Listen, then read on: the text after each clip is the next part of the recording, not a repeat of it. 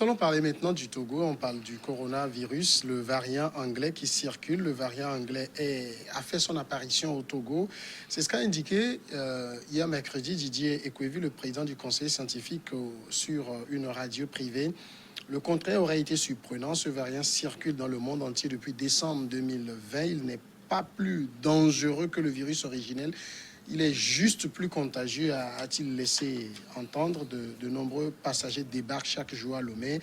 Ils sont testés, certains s'avèrent être positifs. Le Togo n'a pas les moyens de détecter les variants britanniques, brésiliens, sud-africains.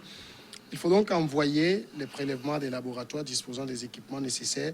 Et donc le retour montre que justement des passagers porteurs de ce variant sont arrivés au Togo. Sylvestre Béni, est-ce que ça, j'avais dit, ça n'étonne pas? Non, ça n'étonne pas. Aujourd'hui, nous sommes dans la mondialisation. Oui. On ne peut pas parler de globalisation, donc ça n'étonne pas. Hier, j'étais avec lui déjà sur le plateau, on était ensemble quand il a fait la déclaration. Et il disait donc que comme le Togo n'a pas les moyens, donc ils font des prélèvements et qu'ils envoient ailleurs, donc qui ont des matériels plus sophistiqués. Donc, et après, le résultat, c'est que ce variant-là circule au Togo. Maintenant, je crois que on ne doit pas aussi pour autant s'affoler, mais sauf que là où, du moins, ça peut-être doit nous faire réfléchir beaucoup plus sur observer les mesures barrières, c'est que c'est plus contagieux donc que le virus, la COVID-19. Donc, je ne vois pas qu'on puisse faire trop de débats là-dessus. Donc, nous inviter juste aux mesures, à prendre donc les mesures idoines, les mesures barrières, respecter ces mesures barrières-là, et puis tout se fera dans les normes. Maintenant, l'autre sujet, c'est que c'est la polémique sur le vaccin AstraZeneca qui fait plus de débat au Togo que ce variant anglais. Maintenant, bon, pour les scientifiques, ils rassurent donc que le vaccin, bon, mais sauf que on a vu qu'il y a plus d'une dizaine d'États européens ont suspendu donc l'administration donc de ce vaccin. Donc c'est ce qui fait débat aujourd'hui. Il y a d'autres qui ont commencé donc à se faire vacciner. Il y a certains qui hésitent encore. C'est tout cela qui fait la société. Donc pour le variant anglais, moi je crois qu'on bon le débat. Oui, c'est vrai. Les gens, c'est peut-être un nouvel élément qui s'ajoute donc à ce que nous avons déjà, et puis bon, on fait avec, voilà. Dire que le variant anglais est présent au Togo, Credo Tété, est-ce qu'il y a matière à s'en alarmer? Oui, donc je crois que parce que le coronavirus usuel que nous avons, la COVID-19, donc nous n'arrivons pas encore au Togo à vaincre, disons, la propagation de ce virus parce que nous-mêmes, en tant que citoyens, nous ne respectons pas tellement les mesures barrières. Donc, il y a eu un relâchement à un certain moment et nous avons tous remarqué que les cas ont grimpé. Et également, si nous considérons que le variant anglais est, selon les études, 64% plus mortel que le Covid-19 classique. Donc, il y a de quoi s'inquiéter. Mais c'est quand même un peu le contraire que dit le professeur Didier Ekwevi. Il n'est pas plus mortel, il est juste plus contagieux. Oui, mais moi, je m'en tiens au propos du professeur Djibril hier dans sa conférence de presse. Et selon une étude qui a été réalisée, c'est vrai, le professeur Djibril hier nous disait que le variant anglais est présent au Togo, donc c'est beaucoup plus contagieux. Donc ça, c'est le propos.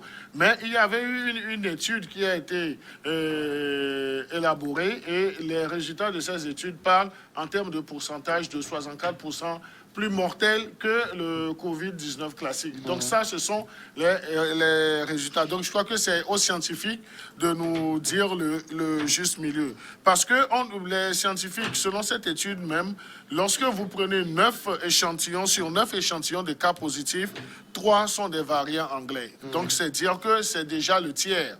Donc c'est vraiment inquiétant.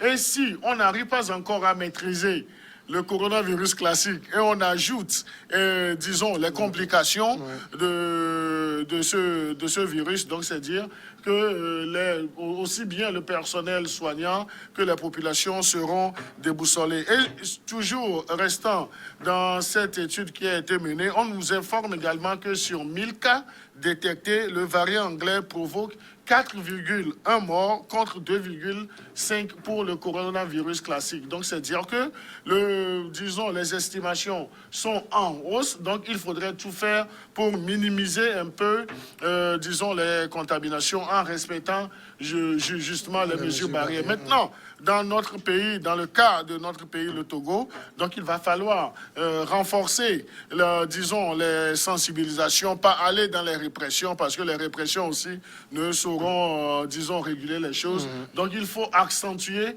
beaucoup plus la communication, être beaucoup plus proche des populations pour leur dire dans un langage assez courtois et humble que voilà la situation, donner des statistiques. Moi, j'ai été heureux en début de semaine de suivre le professeur Ekwevi, donc sur une radio privée de la place. Donc il a été vraiment convaincant. Il a su choisir et le thème, et l'humilité, et le verbe pour essayer d'expliquer aux populations togolaises le caractère alarmant même de la propagation du virus. Et je crois que si on fait une comparaison avec d'autres sorties, donc on peut aisément dire que c'est vraiment le jour et la nuit. Donc là, il va falloir qu'on sensibilise, qu'on remobilise le volet sensibilisation et qu'on compte également au niveau de ce comité de gestion de la riposte, ou bien de ce conseil scientifique, qu'on donne les moyens aux médias de jouer les partitions. Certes, les médias sont là pour aller à l'information, pour informer les populations, mais les médias ont également besoin de moyens consistants pour jouer leur partition. C'est vrai que les médias que nous avons, que ce soit traditionnel que les nouveaux médias, donc tous les médias togolais ont pris la mesure de la chose et chacun a ouvert ses colonnes, bien ses antennes à cette sensibilisation-là. Mais il faut les encourager. Alors, justement, j'ai envie de demander si ce variant est au Togo. À qui la faute? Parce qu'on nous a vanté, on parle du variant anglais, donc il vient de là. À qui la faute? On nous a vanté un contrôle aux frontières qui... je dis à personne. Je dis à personne parce que... Non, mais à personne, mais à nous tous en même temps. Oui, parce donc que nous ne pouvons pas aussi fermer éternellement donc, les frontières. Et nous ne pouvons pas également empêcher les gens donc de revenir, de repartir. Il y a certainement... on les testait, s'ils étaient positifs. Oui, le problème, c'est parce que nous n'avons pas des plateaux techniques qui sont assez sophistiqués pour détecter donc à l'arrivée ces variants-là. Donc, il faut faire des prélèvements, l'envoyer et après donc se rendre compte que... Non. Bon, peut-être je me poserai la question un jour quand j'aurai donc ces un de ces scientifiques. Pour savoir si le test classique réagit négativement aux variants. Je ne sais pas. Bon, peut-être que c'est à eux donc de répondre, on aura l'occasion. Mais aujourd'hui, moi, du fait donc de la flambée des cas de contamination et donc et de décès, quelque part aussi, je suis un peu remonté contre le gouvernement, oui, contre le gouvernement, parce que je n'ai pas jusque-là compris pourquoi est-ce que la FOSEP n'a pas été dissoute. Je n'ai pas compris, parce que, vous savez... Ils l'ont remplacé par... on parle donc de corps mixte qui, ma foi, n'est pas aussi visible depuis qu'on l'a annoncé. Et vous savez que les éléments donc, de la FOSEP ont fait un travail assez formidable. Le Togolais, je ne veux pas dire de nature, de culture, a souvent peur donc d'être trahi. Et lorsque c'est un trahi qui te dit, mon frère, mets bien ton cache-nez, tu le fais assez rapidement que si un civil formé, peut-être au fait tricolore te dit de mettre le cache-nez, mais tu vas l'ignorer. Vous voyez, donc... Même l'insulter. Même l'insulter. Mais quand tu vois que c'est un trahi, mais bon, tu le fais assez rapidement. Donc, il y avait quand même une mesure donc, de dissuasion qui fait que les gens étaient beaucoup plus disciplinés. Mais c'est parce que, quelque part aussi... on voit le coût peut-être que génère, et du moins la FOSEP, parce que je vous apprends que les éléments sont payés à 2500 francs par jour.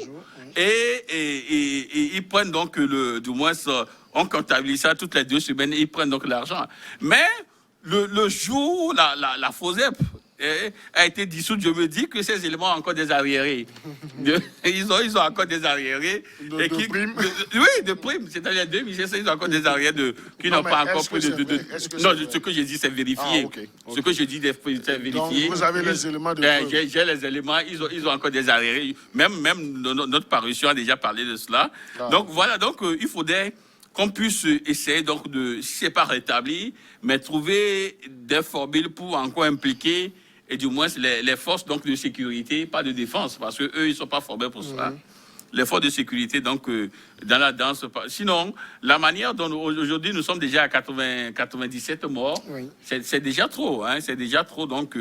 il faudrait quand même que le gouvernement puisse réfléchir rapidement sur cet élément, donc, sur du moins sur ce profil donc, de dissuasion qu'avec les éléments de la FOSEP pour que les choses puissent se refaire normalement. Parce que on sent quand même assez de laxisme. Les Togolais, au début, il y avait quand même une psychose générale où tout le monde était beaucoup plus discipliné. Mais aujourd'hui... Bon, les gens ne passent plus trop de temps à se protéger, à mettre bien le cache-nez et tout ça. Ça devient un cache-menton et tout ça. Donc, il faudrait véritablement qu'on puisse refaire les choses. Quoi. Bon, c'est vrai qu'il y a aussi des gens qui regardent vers d'autres pays. Je ne sais pas si vous avez suivi un peu la Côte d'Ivoire hier. Non, c'est pas un bon exemple. Je lisais sur les plateformes, est-ce que le virus n'existe plus là? C'est pas un bon exemple. Beaucoup se disent, est-ce qu'on n'en fait pas un peu trop au Togo? Peut-être c'est le moment de dire non, on n'en fait pas un peu trop. Le virus, il est là, il circule. Je crois que le virus est une réalité et ce n'est pas seulement. Donc, c'est le cas ivoirien que nous avons vu hier dans les obsèques d'Ahmed Bakayoko. Donc, les gens se sont oubliés un peu. Pas hier, même lors de la campagne présidentielle, vous vous rappelez que le président Ouattara même a dit on s'en fout du coronavirus. Oui. Non, mais je crois que ça, c'est une erreur politique. C'est pourquoi je dis la Côte d'Ivoire n'est pas un exemple, en fait. Non, mais la Côte d'Ivoire n'est pas un exemple en termes de respect ou bien de sensibilisation aux mesures barrières. Tout compte fait, il y a des mesures qui ont été prises. Maintenant, si aussi bien quelques acteurs politiques que les populations ne respectent pas scrupuleusement cela, donc on est en droit de déplorer cela et puis de le condamner. Mais je dis, ce n'est pas uniquement la Côte d'Ivoire. Donc il faut sortir. Nous, la dernière fois, nous étions en pleine présidentielle du côté du Niger. Même au Niger, vous allez vous demander, est-ce qu'il y a coronavirus? Mais les cas de contamination sont également élevés. Lorsque vous voyez, donc c'est le personnel de santé, c'est une certaine élite qui a pris la mesure de la chose. Et là, tu ne peux même pas être un touriste dans ce pays et prendre le risque d'aller dans un marché au Niger. Donc, c'est dire qu'il y a des niveaux de responsabilité qui ont été diminués et cela, on ne peut pas l'imputer systématiquement aux autorités ou bien au comité de gestion de la riposte. Mais c'est pourquoi je disais tantôt, il faut toujours aller dans la sensibilisation. Nous tous, nous avons constaté qu'avec la disparition de la FOSEP, donc ce qu'on voit même à nos feux tricolores aujourd'hui, ce qu'on voit, et il y a même certains taximans qui ne prennent plus 3 personnes, mais qui font même des surcharges. Qui font même des surcharges. Donc, ils sont 3 derrière, 4 derrière 2. Donc, parce que l'homme en uniforme n'est plus sur la route, ou bien ceux qui sont sur la route, parce que la FOSEP a été dissoute. Donc, là, il n'y a plus d'autres personnes qui sont regardantes. Donc, c'est là où il faut, dans le cas togolais, tirer chapeau également aux éléments de la brigade motorisée, parce que lorsqu'ils font des rafles à nos feux tricolores, ce n'est pas seulement le non-respect de nos feux tricolores, mais ils voient également si vous êtes déjà 2 personnes dans le véhicule, donc vous devez, que ça soit dans le véhicule cas moto, donc vous devez vous protéger, donc vous devez porter convenablement le masque. Donc ils arrivent même à pénaliser des gens. Donc moi je crois, au-delà de cette pénalisation, il faut toujours continuer la sensibilisation. Et il faut également des mesures de dissuasion, mais ce n'est pas pour déverser des éléments dans la rue qui vont se mettre systématiquement à violenter les populations. On a déjà déploré ces cas. Maintenant, il faut aller beaucoup plus dans la sensibilisation. Et la sensibilisation, qui sont ces vecteurs de sensibilisation, ce sont les médias. Mais lorsque les médias ne sont pas portés à leur juste valeur, lorsque les médias ne sont pas accompagnés, et moi je me demande ce que New World fait en recevant les scientifiques. Mais est-ce qu'il y a quelque chose qui vient soutenir les efforts, même les charges même de ces médias, que ce soit les colonnes de nos journaux et les initiatives des directeurs de publication en faisant dans la sensibilisation, qu'on ne pense pas que les médias ont pour rôle essentiel d'informer, d'éduquer, mais les médias, lorsqu'il y a des moyens qui sont donnés également à d'autres entités, donc il faudrait penser également aux médias, les encourager à faire le travail. Le chef de l'État a investi au début de cette pandémie, il y a 1 an, dans le matériel médical. Donc ça, nous l'avons tous salué. Et nous avons également enregistré un geste qui a été fait à l'endroit des médias. Mais je dis, c'est bien, mais c'est insuffisant, pour ne pas dire insignifiant. Il faut aller beaucoup plus, il faut accompagner les médias, parce que les acteurs des médias sont également des leaders de communauté. Et lorsque on fait un plan même de campagne de vaccination, on n'implique pas les acteurs même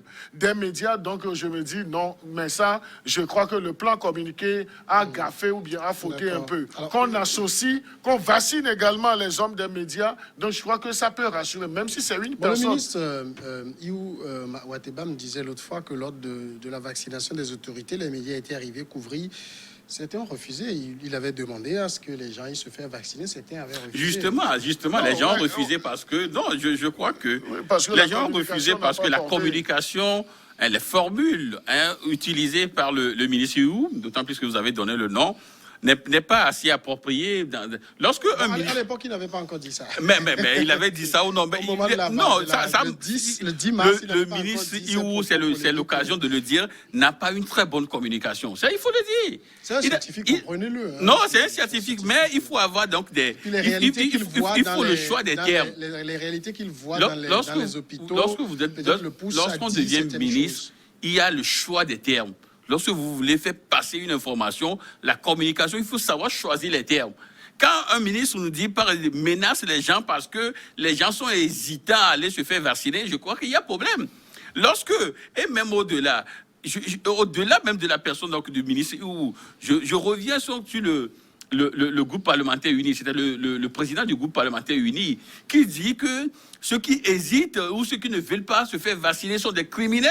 Je crois que ce sont des discours, ce sont des termes à prohiber au sein de l'Union république. C'est l'occasion, lorsqu'une population est déjà hésitante, où certains sont déjà braqués, je crois qu'il faut sensibiliser, il faut utiliser la pédagogie.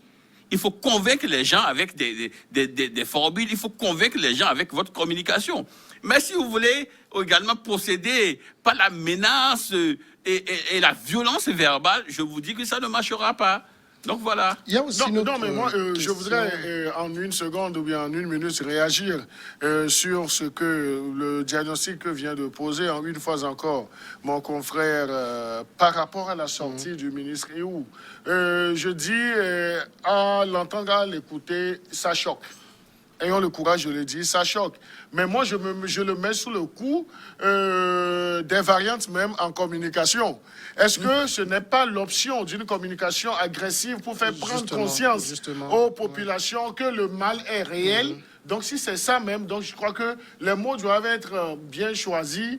Et bon, c'est vrai, il a voulu. Entre une communication agressive et une communication incisive, il va falloir savoir aussi faire le choix. Et sur un plateau comme au cœur de la nation, je dis, c'est pas tout le monde qui sait qu'il y a des variantes même en termes de communication. Parce qu'il y a une forme de communication qu'on appelle la communication agressive. Bien sûr. Donc là, il a fait montre d'une communication agressive par rapport à ce que vous analysez, que c'est peut-être le vécu quotidien, la non-prise de conscience de certaines couches, même. Et là, le débat même, il parlait du personnel de la santé. Mais moi, je dis, on peut trouver même s'il doit aller dans l'agression, ce qui n'est pas recommandé dans ce cadre de gestion de la pandémie, ça a choqué tout le monde. Ça a choqué tout le monde, mais moi, je le mets sous le coup d'une variante de communication agressive. Qu'est-ce qu'on a besoin? Ce dont nous avons besoin aujourd'hui, c'est que lorsqu'il y a de ces créneaux, qu'on trouve des gens. Dans mon premier développement sur cette thématique, j'ai fait allusion à la prestation du professeur Didier Ekwevi lorsqu'il était sur Radio Victoire en début de semaine. Et les auditeurs d'ailleurs saluent cela. C'est de ça qu'on a besoin. Et vous savez, ce n'est pas parce que vous êtes une autorité, vous êtes un ministre ou bien vous êtes au contact des faits réels que vous pouvez beau communiquer. Mais il a laissé, disons, son ressenti prendre le dessus. La communication peut être agressive sans choquer les gens. Donc, on peut se baser sur les chiffres. Et c'est ce que le professeur Ekwevi a fait sur Radio Victoire. Donc, il a donné les chiffres, jusqu'à donner les premiers chiffres de vaccination. Cela, les populations ont appris beaucoup de choses. Et cela a également donné de l'engouement. Donc, monsieur Iou ne doit pas être diabolisé. Il faut essayer de le comprendre. Eh bien, il faut également avoir le courage de dire que cette sortie a choqué les populations. C'est sorti parce que il faut dire non, justement, je pense que c'est l'occasion de me permettre. Moi, c'est cette sortie que j'ai quand même une vue, question intéressante donc je ne peux ici, pas parler d'autres sorties. On ne va pas trop insister sur ça, parce que j'ai dit, parce qu'après, il y a peut-être quelque part un côté assumé de cette communication agressive-là, et les gens refusent de prendre conscience. Lui, il voit la réalité. Moi, je peux vous gager que quand je l'ai reçu ici le mardi, après, on a discuté en off, le tableau qu'il a peint de la réalité de la pandémie dans les hôpitaux, ça fait peur, ça fait froid. Non, justement, vous mettez de la passion. Justement, Samuel, lorsque le tableau est assez inquiétant, donc il faut savoir rendre ce tableau. D'accord. Donc, c'est tout ce qu'on lui demande. Je l'excuse, André, il n'est pas communicant. Non, nous tous, nous lui avons trouvé des excuses. Donc, c'est pourquoi j'ai parlé même de cette variante en communication qu'on appelle la communication agressive. Maintenant, il aurait mieux fait de communiquer sur ce tableau calmement pour amener les populations à comprendre la réalité. Mais s'il a fait le choix, ce n'est pas lui seul qui a fait le choix. Donc c'est là où moi, je suis tenté de dire que cette forme de communication a été choisie. Parce que son collègue, le professeur Salou aussi, était dans une communication agressive. Est-ce que ce n'est pas fait à dessein pour choquer les populations? Parce que toute communication n'est pas comme de l'eau de roche. Donc des fois, pour faire passer le message, il faut choquer. Mais dans le contexte togolais, donc je dis, le Togolais est assez choqué qu'il faut encore le choquer. Vous savez, devant une population qui hésite, devant une population qui quelque part s'est braquée, au-delà même de la pandémie, les faits, les réalités sociopolitiques, devant une telle population, il faut savoir, l'on doit faire en sorte pour ne pas céder à sa passion. Mais je vous dis que le ministre donc de l'enseignement supérieur, parce qu'à l'état civil, il s'appelle Majesté Iwu Ateba, donc il voulait peut-être user de sa majesté. C'est pourquoi je dis qu'aujourd'hui, il a raté une communication. Il a raté une communication. Ce n'est pas parce qu'il s'appelle majesté qu'il tout homme est failli. Maintenant que nous avons fait le diagnostic, attends qu'on soit au point de vue. On doit lui donner les outils pour qu'il ne répète plus la même erreur. On n'est pas scientifique, c'est du scientifique. médical. Pose la question. Je le dis par rapport à ma question qu'il avait. Oui, pose la question, je vais lui répondre. On va faire la réflexion dessus. Il a choisi déjà de répondre. On parle de ce variant anglais. J'ai envie de demander, est-ce que l'AstraZeneca qu'on administre est efficace contre ce variant? Rappelez-vous, l'Afrique du Sud aussi a un variant. Il y a eu des contre-expertises qui ont montré l'inefficacité de l'AstraZeneca sur le variant. C'est pourquoi l'Afrique du Sud avait suspendu. Est-ce que nous, on est certain que ce qu'on administre, puisqu'on nous dit que le variant anglais circule, est-ce qu'il est efficace? Justement, c'est pourquoi je dis que je crois que le problème du choix du AstraZeneca va encore se poser à ce niveau. Parce que déjà, c'est un vaccin que beaucoup hésitent donc à prendre, parce qu'il paraît qu'il crée des cas de thrombose et tout. Maintenant... Très mineur. Vous savez, lorsque vous... Non, mais la nuance est toujours Vous parlez de train mineur, on te parle de thrombose, tu me dis de train mineur. Oui, alors, parce que le train mineur peut te coûter la vie. Les thromboses, on en fait tous les jours, vaccination. Donc, le train mineur, fait des mais ça thromboses, dépend également donc, puis du patient. Le lien n'est pas établi. Ça dépend du patient. La dernière en date, le comité scientifique européen, ça je viens de le recevoir, confirme l'efficacité du vaccin AstraZeneca avec beaucoup d'avantages comparativement aux soucis observés avec les cas d'hospitalisation. Justement parce qu'il faut vendre. Justement parce qu'il faut vendre. Donc il faut une politique positive autour donc, de ce vaccin-là pour le faire couler. Donc ce que je dis, c'est l'Afrique du Sud. Non, si l'Afrique du Sud a quand même suspendu ce vaccin, ça veut dire qu'il y a problème. Donc je crois que aujourd'hui, même la RDC n'a pas commencé. Oui, parce que la RDC. Le Bénin également. Oui, justement.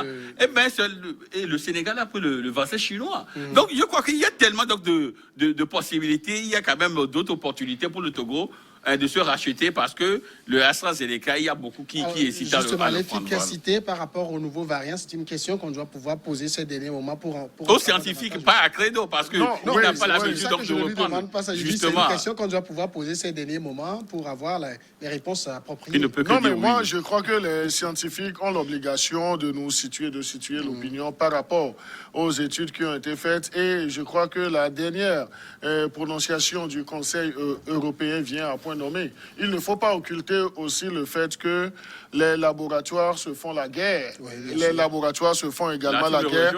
Et c'est trop facile aussi de jeter de l'anathème sur ce vaccin AstraZeneca. C'est vrai, des pays, par prudence, par précaution, se sont abstenus de passer à la vaccination.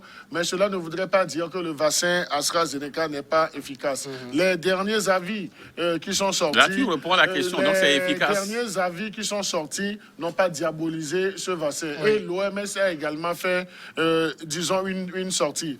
Au-delà du vaccin AstraZeneca, donc je crois que le ministre des Affaires étrangères, le professeur Robert Doucet, était du côté de la Russie. Donc il nous a promis également le vaccin Sputnik. Donc ça, c'est une option. Et il faut, dans le cas d'espèces, relever les insuffisances, mais tout en reconnaissant les efforts de nos autorités, du personnel soignant. Donc moi, j'ai envie d'applaudir le personnel de la santé. Malheureusement, nous sommes sur un plateau, donc on ne va pas le faire. Mais il faut le dire. Non, il faut les encourager. Leur jeter des fleurs quand même. Il faut leur jeter pas seulement des fleurs, des lauriers. Donc au personnel de la santé, que ça soit du sommet jusqu'à la base, ceux qui sont au contact des malades, parce qu'ils risquent également leur vie. Justement, c'est pourquoi il ne faudrait pas quand même que des communications agressives puissent quand même saboter ce qu'ils sont en train de faire. C'est important également de le souligner. La communication agressive n'a pas uniquement comme cotation la négation. Donc la communication agressive peut une question. Je le dis personnellement, elle peut paraître un peu bête, mais je la pose quand même. On dit que le vaccin n'empêche pas la contamination. Le vaccin actuel n'empêche pas la contamination, elle empêche juste de faire les formes graves. Dans ce cas, je me demande pourquoi on ne choisit pas simplement de vacciner les personnes qui ont été testées positives pour qu'elles ne fassent pas de formes graves et meurent.